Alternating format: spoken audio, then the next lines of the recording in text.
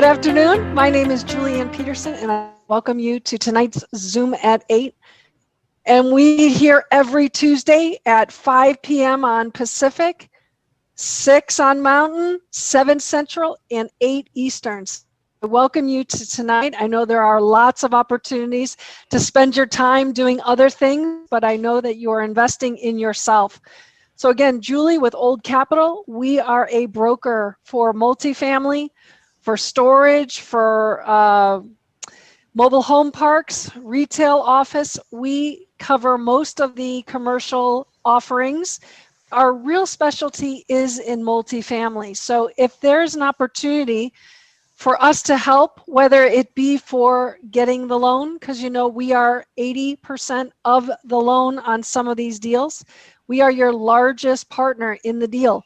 But we can bring sponsors, we can bring limited partners, we bring property managers, insurance agents, any kind of real estate broker, we've got it. So when you're part of our team, we welcome you and we open our team up to you. So whenever there's an opportunity to work with Old Capital, you get to also work with my partners.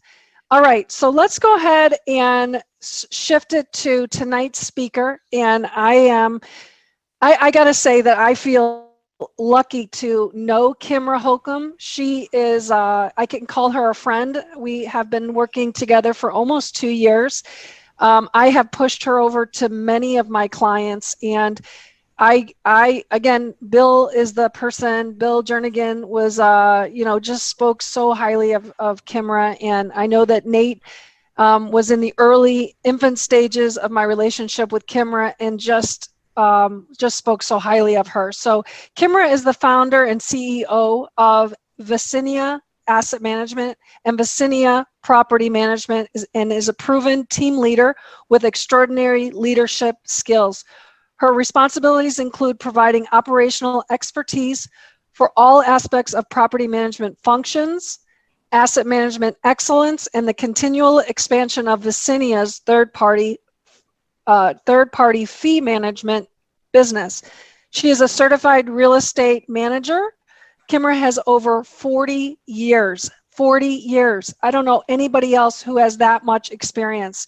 And I know that Kimra's going to go through a lot of the information, but I just want to make sure that you all know that she does things in multifamily, which include conventional multifamily, affordable, student, university housing, as well as senior assisted living, commercial mixed use, office, retail, and this is across the country.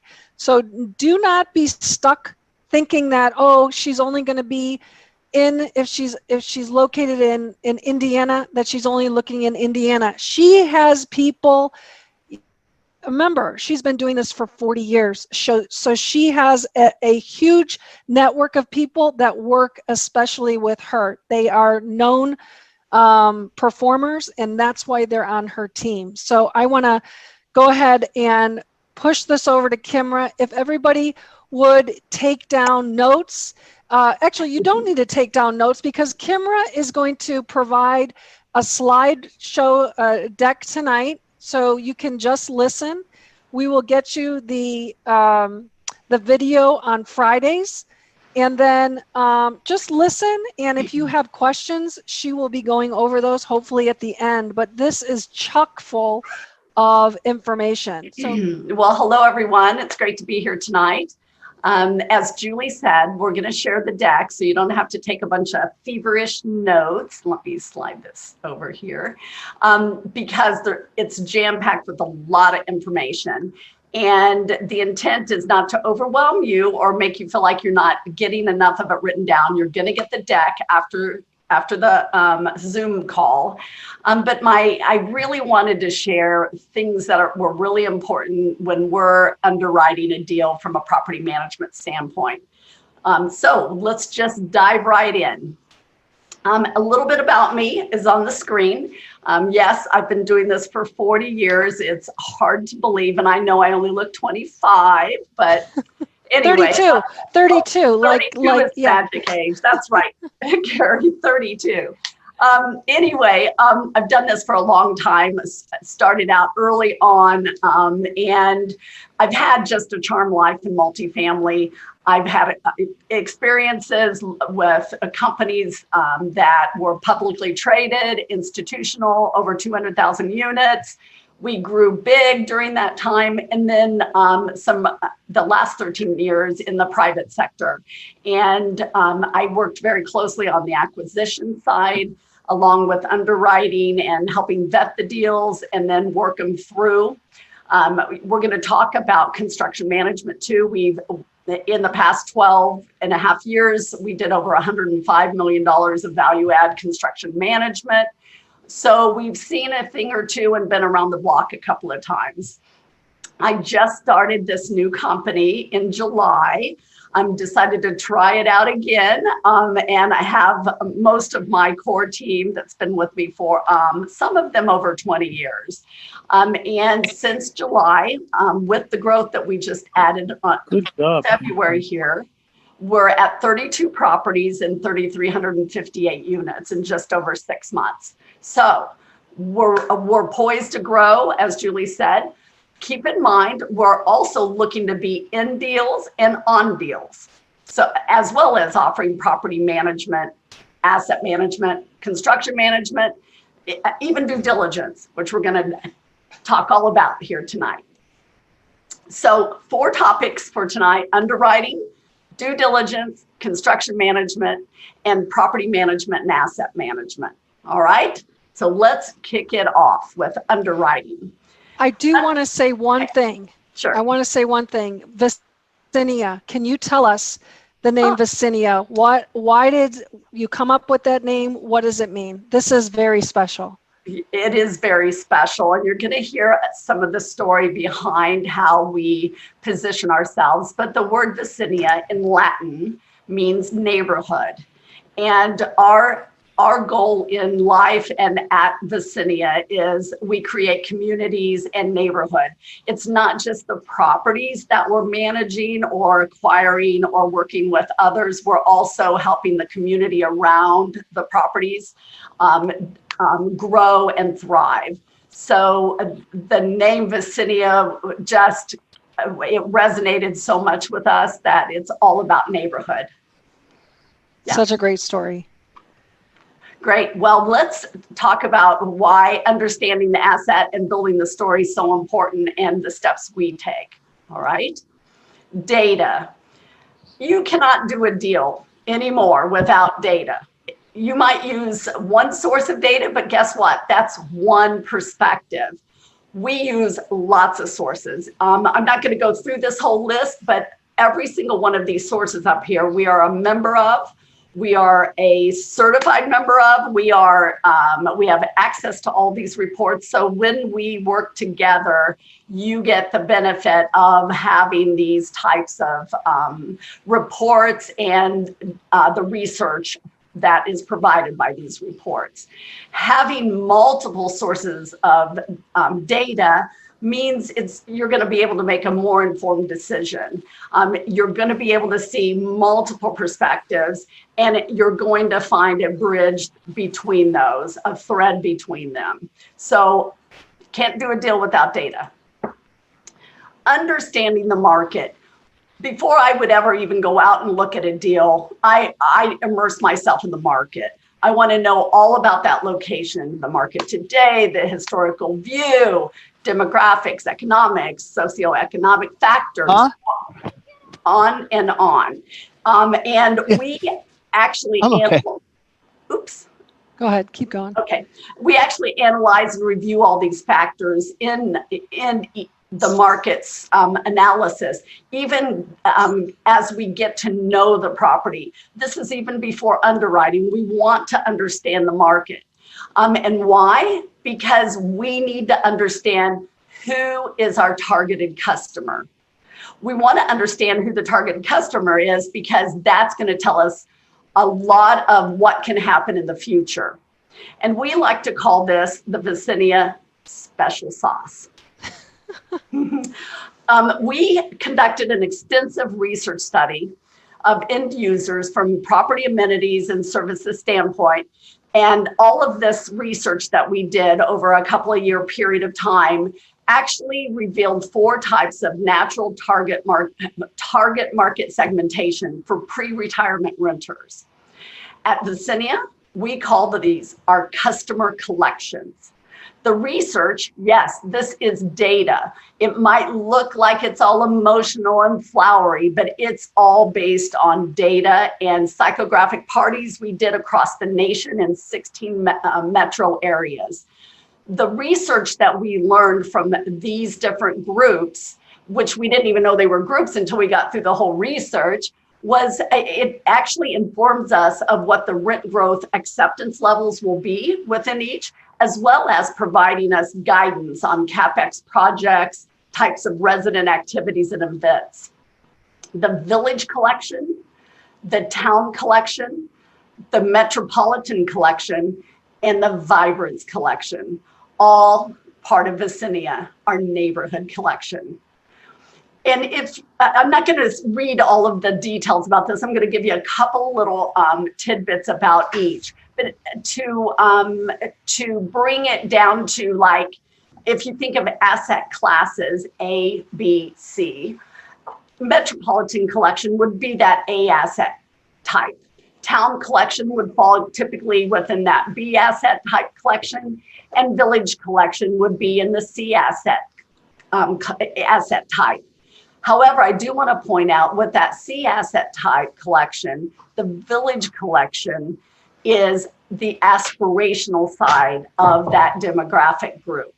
They're the ones who want something better for their families, because once you move into, when you're in the C and D asset class, there is a non-aspirational group. And those are the residents who chase your good residents away.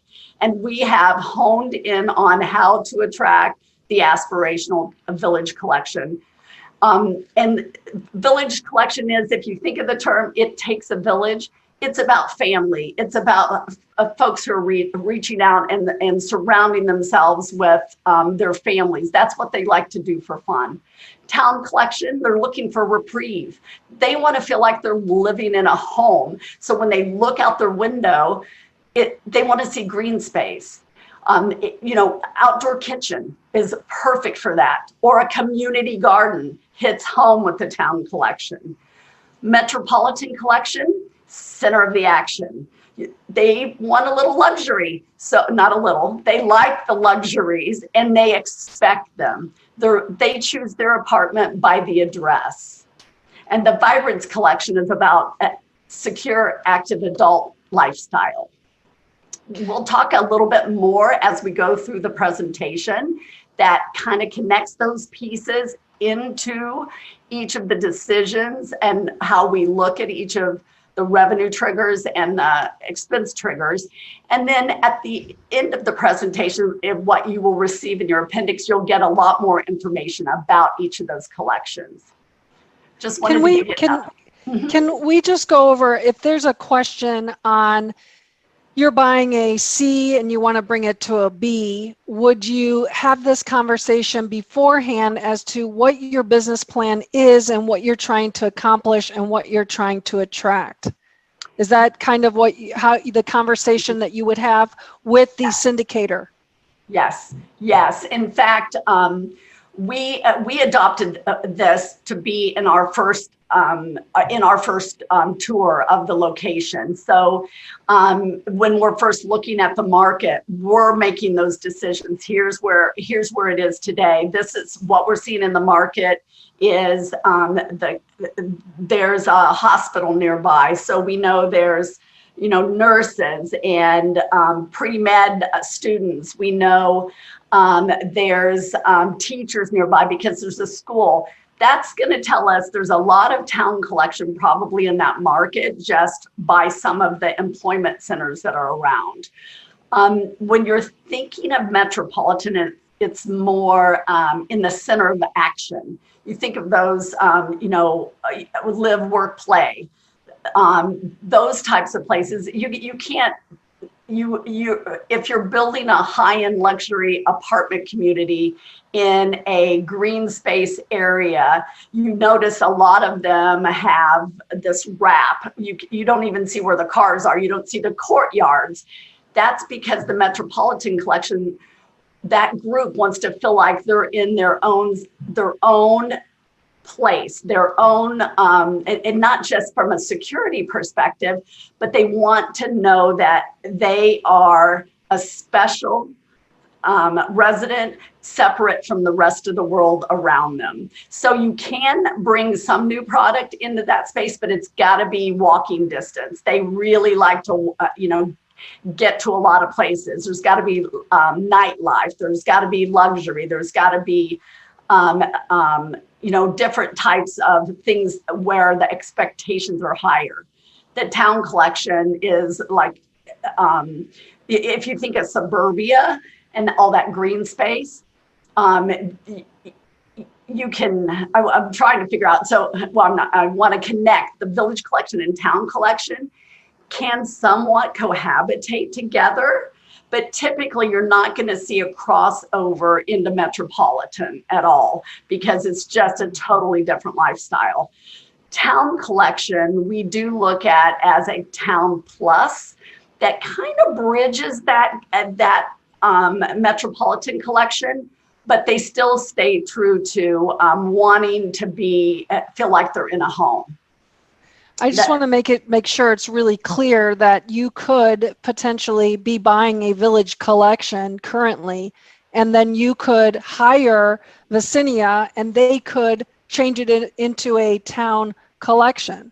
Absolutely. Correct? Yeah. Absolutely. Hands down. Yes. It's really important to understand the market, which they're going to help you with, but also what do you want this property to feel like and to attract? And that's really, you don't find this type of property manager kind of looking up on a high end for some of these lower class, class C's to give the all the features that they would in those C's that you normally would not get. So I want to be really clear about that. I think that's pretty special.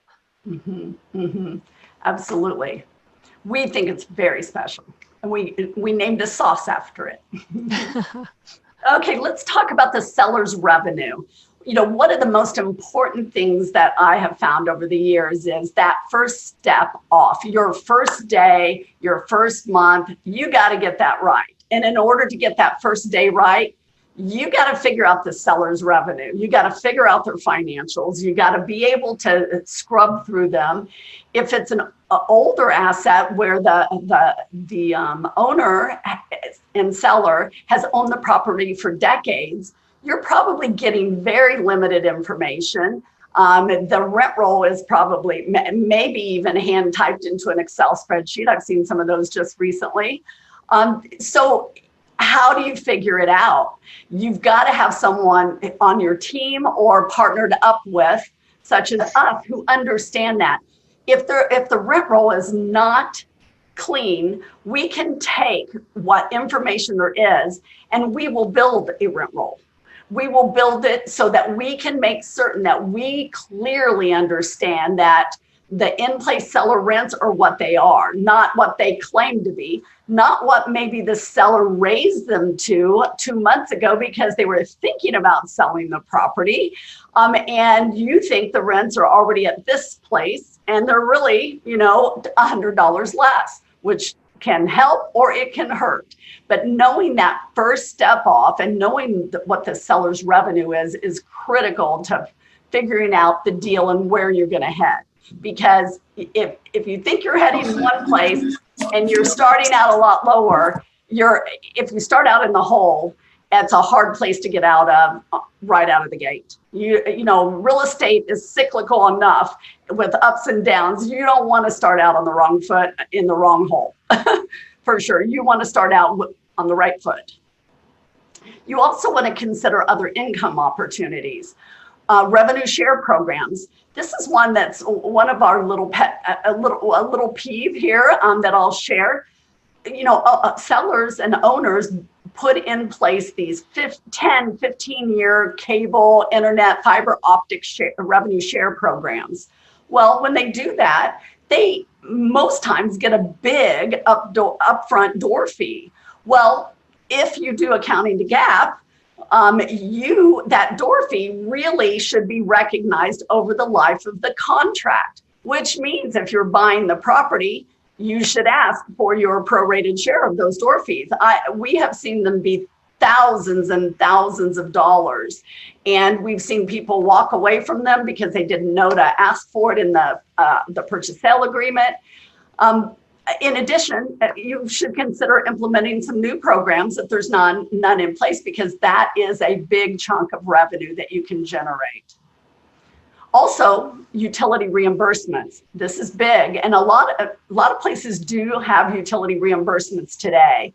But if you're buying a really old asset, they might not have started rubbing. In fact, I was on a call just last week, and someone said to me, yeah, but that customer doesn't, they just want just one price. So we just quote the rent all together, and because that customer doesn't understand.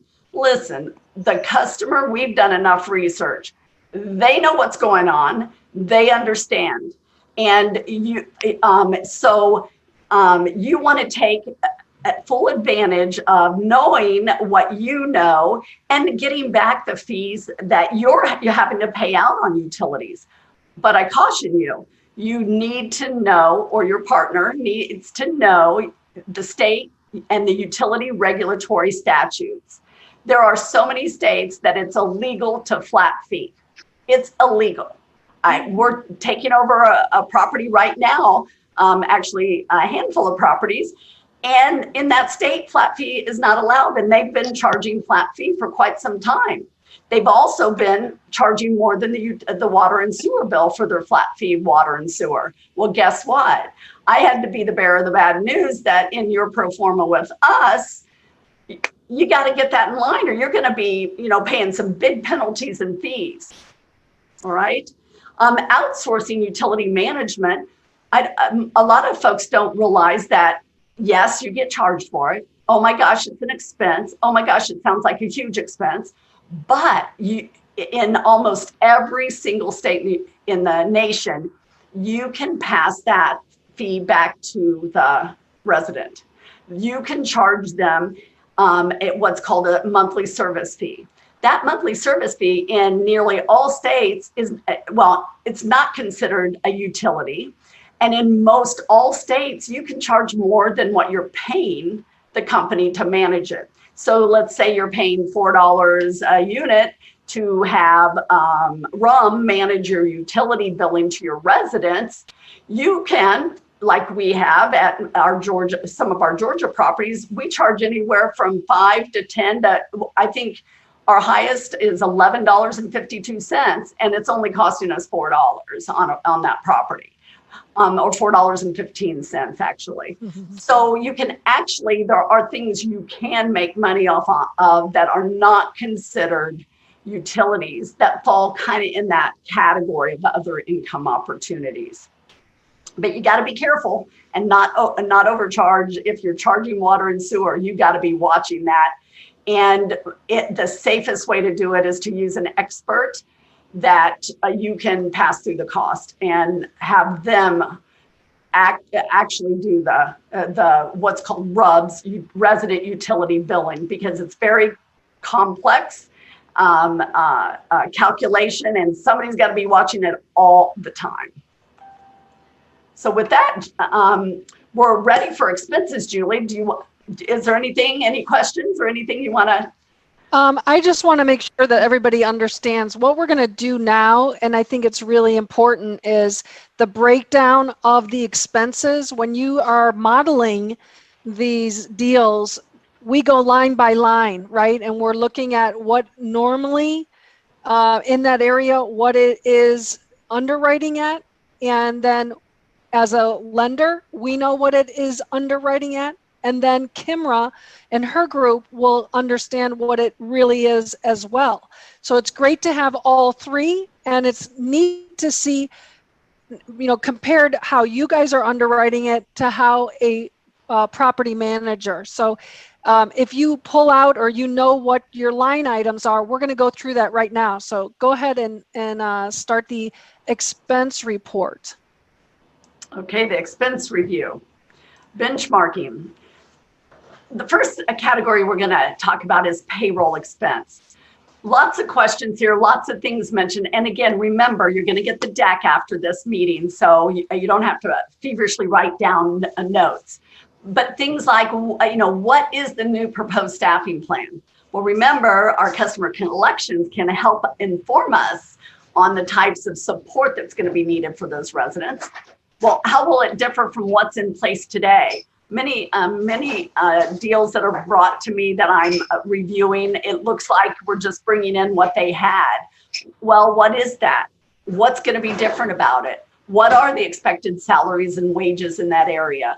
Payroll taxes, processing fees, workers' compensation, benefits, commissions, performance bonuses, training, yes, annual training, annual fair housing training, OSHA training. If it's an older property, the chances of lead-based paint or ACMs, asbestos-containing materials, means that staff on site, 100% of them have to go through OSHA training or a training for ACMs and lead-based paint. Certifications and state-required licensing. Illinois, if you're going to work on a property, a manager or a leasing agent, you have to have an Illinois leasing license, not just the broker's license that the management company holds, but you have to actually have a leasing certification license from the state. Name badges, photo ID badges that the maintenance team wears, so that when they respond to a request at night and it's dark, they have a photo ID badge that the resident can see through the peephole. It is that person. They do work here. And these are just a few things, found in the payroll expense.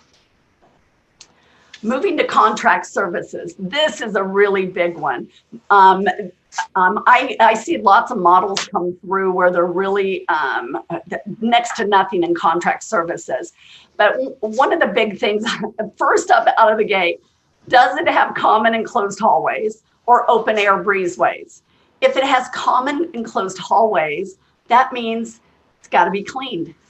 It's got to be vacuumed on a regular basis. It's got to, and if there's carpeting, the carpeting has to be shampooed. There's all these pieces that go into keeping that hallway nice and clean for your residents. But also with COVID now, there's all the amenities and common areas that you have to consider for all the disinfecting and sprays and all of that. That's a new one that got us, in 2020 that we're all planning for next in 2021. We're trying to cover that. Swimming pools. There's every local area has its own regulations. Marion County in Indianapolis, Indiana, requires that the pool water be tested 3 times a day, 3 times. Other locales don't require it, but what we say is, you want safety. Your insurance company, right, JT, is going to say, what? Yeah, you need to be testing that water. So while there might not be a local requirement, your insurance company and risk assessment team is always going to be looking that way. The life safety items, I want to talk about that really quickly because this is left out of so many deals. The good news is if you underwrite the life safety items listed here, you can, in your first year, well, talk to your accountant, but most will find if you classify this as a project, an acquisition project, because all the fire extinguishers need to be addressed. You need to install carbon monoxide detectors because there's gas at the property. You might be able to classify that as a capital expenditure and not an operating expense that hits your NOI. So with that, keep that in mind when you're underwriting, because if you add these items into your plan based on your accountant's guidelines, That's great. But don't forget about year 2, year 3, year 4, and year 5. Fire hydrants. Yes, if there's a fire hydrant on your property, that's your responsibility 9 times out of 10, okay? Which means it's got to be flushed every year. It's got to be inspected. Backflow preventers. I can tell you, I didn't know what a backflow preventer was, but I learned real quick the first time I missed it about 25 years ago, because that was a very expensive learning lesson, because I didn't know what a backflow preventer was to even ask for an inspection. Let me see your inspection for the last 2 years. Gutters and downspouts, they got to be cleaned 2 to 3 times a year, depending on where the property is. Who's going to clean those? Oh, let's have the maintenance team do that. Okay, do we have the harnesses? Do we have the ladders? Do we have all the equipment needed if it's going to be done in-house? You see where I'm going with that? Those are items that have to be done every year. Dryer vent cleaning. I can't tell you how many times we take over a property or we're in due diligence and they can't tell you when the last time the dryer vents were clean. Those are to be cleaned every year. It's number 1 fire hazard, outside of smoking. Number 1, right, JT? Yes, he's shaking his head. Yes. So those are things that are most frequently left out when thinking about contract services. Turnover in R&M. What's the age of the asset? Is it older? Is it newer? There's a mistaken thinking that if it's a new property, there's no need for R&M. There's no need, a turnover, it's a new property. Residents who move in break things. It is a given. Sometimes when you're taking over a new asset, it is, there are things that aren't the way that you would think they should be. You might not have been the one to do that final walkthrough and accept the keys, but there are things that will break and you need to plan for those. Older properties, there's things break more frequently unless there's been some sort of maybe water conservation project done. Your interior renovation plan, if you have one at that property, what's included in it?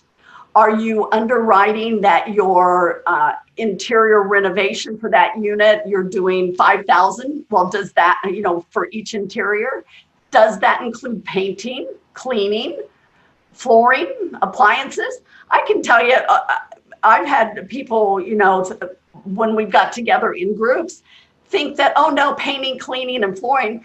Well, no, our reno team's not going to do that. Okay, then you need to have turnover expense, even though you're doing interior renovations. And that turnover expense is not a capitalizable expense. That painting an apartment is considered routine maintenance, and it hits your turnover, which is impacting your bottom line, your NOI. So making considerations in how you're thinking about your renovation plan can impact your NOI. Benchmarking, critical. National Apartment Association, Institute of Real Estate Management, NMHC, all have expense guidelines. It's very, very, very expensive to get a hold of those. But because we participate in their benchmarking exercises each year, we have access to the guidelines that they provide, the benchmarking. Can you tell us a little bit about benchmarking so everybody's clear about what that means? Sure. Benchmarking is, how I'm using the term, is using like for like properties and units, and whether it be by floor plan or square footage, garden style, mid-rise, high-rise, and doing an apples to apples comparison. And so when we're looking at benchmarking, NAA, IRM, NMHC, they hand deliver some based on geographic area, but those are collective of many different property managers, many different ways. It's going to be an average of those who responded. Yardi Matrix has an expense benchmarking piece to it as well. if the properties are on Yardi in that area, you can get that data.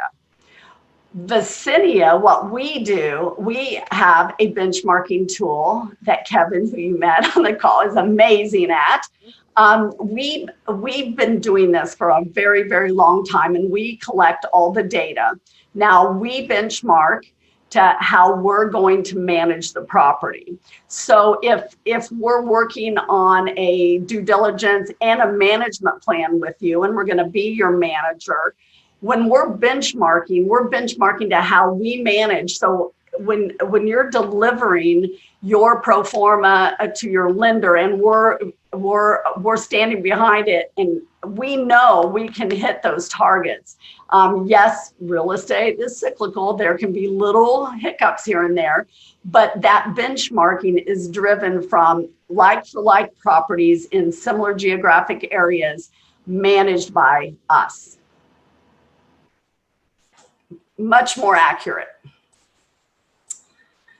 Advertising and marketing. Okay, again, our customer collection research informs us as buying behaviors of our customer, what events, activities, how we target the customer, what types of advertising we use. The website, guys, just like data, you cannot do a deal without data. You can't manage a property these days without a website presence. Well, maybe that you can. Let me rephrase that.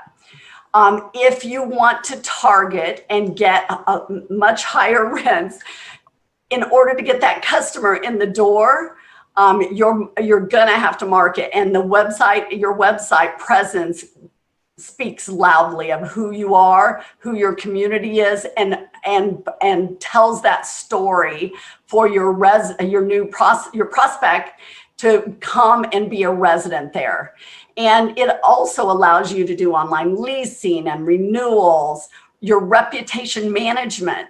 I mean, the customer today is so needy. They're not necessarily needy, but yeah, they are. They want what they want, and they want it now. If they're unhappy, they want to talk to someone right now. So we have chat on our websites. We created about 3 years ago. We created a customer experience hotline. Lindsay and Lonnie do a fantastic job managing the hotline. That also takes a lot of that volume of immediate response and those phone calls all the time to the manager off their plate. The problem resolution is done separately, and the management team on site can stay focused on moving forward, because sometimes the residents just want to be heard sometimes. So having ways that your customer can get to you right now is key. And I do want to just jump on this, is that you guys will do the website, because you guys will manage this for them. So it's not something that you guys would need to do. Let Kimra's group handle it for you. It's all done for you professionally. Yes, we do partner with someone who hosts the website, but we'll do all the development. We'll do the design based on the customer collection. We do have full social media management. You can outsource that to other groups who charge a lot of money for. And they also only give you just what's happening in downtown Detroit this weekend. We actually do the research, organic research around the community. We know what's happening in the community, and we're sharing real live posts between Facebook, Instagram, Twitter. We claim your Google Place for every property. I'm neurotic. I even stopped at a furniture store last week, and I told them, "Oh my gosh, who placed your pin for Google Places?" I followed my GPS, and it took me through this ridiculous parking lot. Okay, when people can't find you on their GPS, that's a problem. Many properties don't have their Google Places claimed. Lindsay is awesome at managing our marketing.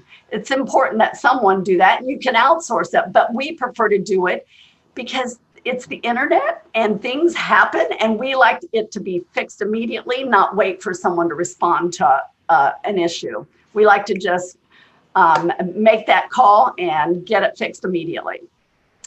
Branding and rebranding, we have a design team that can help with the whole design process and making certain it's aligned with the collection. We have words that work, words that don't work. Not that we selected, but in our psychograph parties around the country, and we went as to each of these and brought guests in to talk about the lifestyles of how they lived in their communities.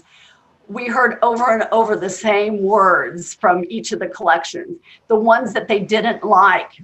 So we have a whole list of words that work and words that don't work. And we use that in our SEO and our reputation management. We use that in how we talk to residents. We don't talk down to them. We talk up to them. We get to know them. And you can't, and the best way to do that is through the way you advertise and you market. That's also at your community. It's not just placing an ad with apartments.com or rent.com or whatever it might be. It's about you utilizing the resident base you have and your team to really capture the customer. Oops. We have about 6 more minutes. And I'm almost done. Okay. Okay, perfect. Great. Thank you. G&A, a whole list of items here that I know G&A always looks like a little low number. You can read this when you get the deck. All kinds of things that people forget about: computers, email, permits and licensing, utilities. We have an amazing way of measuring utilities, knowing what the seller is missing. You've got to know this is a big one. If you miss it, it's going to cost you big time. This is one of your, it's not the most expensive expense at the property, but it's one of your biggest. Insurance expense.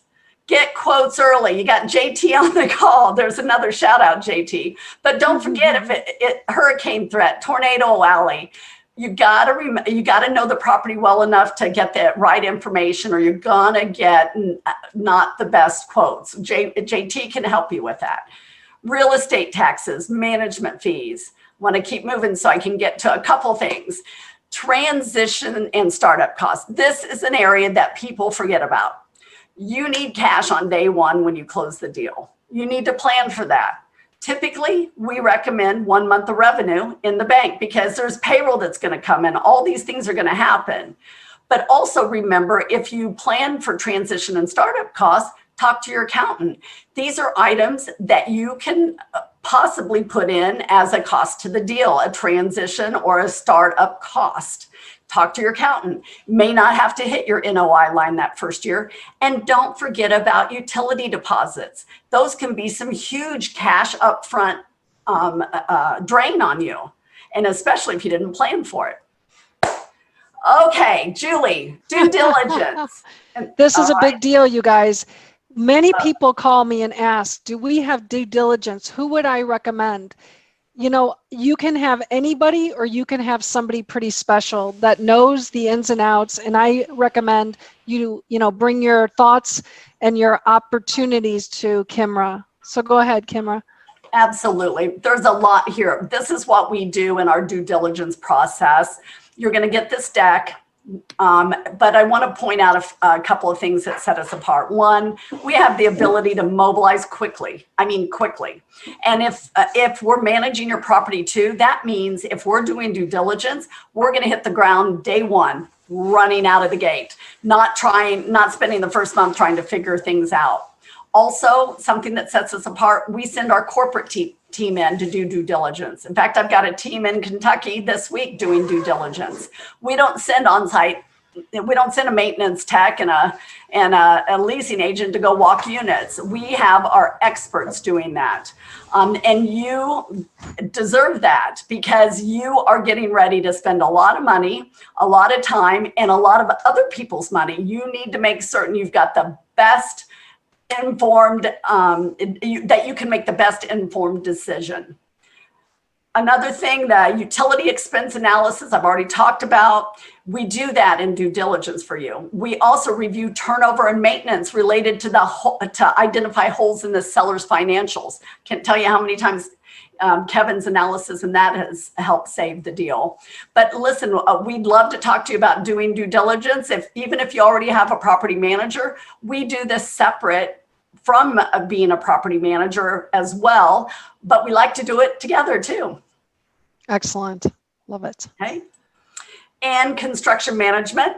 We have a team that's done this for a long time. I mentioned it at the beginning of the slide. Here's some information about how we manage construction and our fees for construction management. We can do big projects, small projects. We can build a roving in-house interior renovation team. We can do it your way, whatever that is, just about.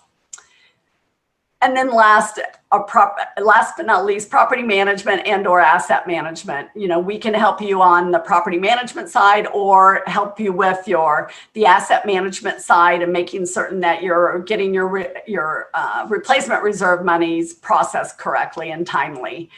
Our keys to success are here and our contact information. And with that, thank you so much. I know it was a mouthful and a lot of information, but I hope you guys enjoyed it. I hope it was helpful, and I hope the deck will come in handy. Absolutely. You are just an incredible amount of information. And as I mentioned in the chat, you really make professional owning a property. You know, it's not the grunt work. You really make it something. People say, oh, I'm a property manager, you know, and some people think, oh, being a property manager is the lowest of the low, but you make it so professional and something that I really people hold you guys at a higher standard. And it's all because of what you're doing here and how you present yourself, that there are opportunities to make more money just by doing some of this having increased information. Absolutely. And selecting the wrong property manager can ruin your deal. Yeah, absolutely. Yeah, absolutely. It's so there were a couple questions. Is there a minimum when dealing in multifamily? Oh, that was for me, not for you. Yes. How about you? What are your minimums for working with Vicinia? The size of property? Correct. Correct. Well, we'd all love to have 200, 1,000 units, wouldn't we? Probably. But we have a niche that we can do smaller properties. We are finding ways to do that. If it's in a new area, and when I say smaller, we have some deals that are 50 units, and we are picking one up that's 40 units, and even 29. But it's centrally located to something, and it works. We will consider your deal. We love doing what we're doing, and we'll consider any deal that's even smaller. And I'll shoot straight with you. You're going to know what it will cost if we don't have other properties there, but we will consider that. We can also asset manage if you have a local person. You can also asset manage and make sure you're still getting the things that you want from us through someone on site in a different locale. That's excellent. Now, do you find that there's certain properties that prefer all bills paid versus separate rent items? I have been told there are those, Julie, but I've never taken no for an answer. I spent 20 years in the REIT world, so we were the leaders in the industry. We are the ones who brought pet fees. We're the ones who started rubbing. We're the ones who did all that. So I think it's just an excuse. The one thing we did about 3.5 years ago, and people said, oh, you can't do that. We don't take any payments in the office. Everything has to be electronic. No paper money orders, no checks, nothing in the office. Everything's online. And everyone said, you can't do that at a English as a second language property. Guess what? Yes, you can, and you can do it successfully. Mm-hmm. Amazing. Well, I want to tell you, you are a great asset to my team, and I'm looking forward to having the opportunities that come out of this community to really utilize your expertise. You are just such a great wealth of knowledge. And again, you're like peanut butter. I just want to spread you around. So thank you again for joining us. With that, if anybody did not sign up, I will be sending out her slides, Kimra's slides. If you didn't sign up, if you would send me an email, jpeterson@oldcapitallending.com. But I think all of you registered. That's how you got in. So, but if some way you didn't register, send me an email and we'll send those out most likely on Friday. Every week, our link to the recording begins on, starts on Friday, probably around noon. You should receive it. So thank you again, Kimra. Appreciate your time and everything you do.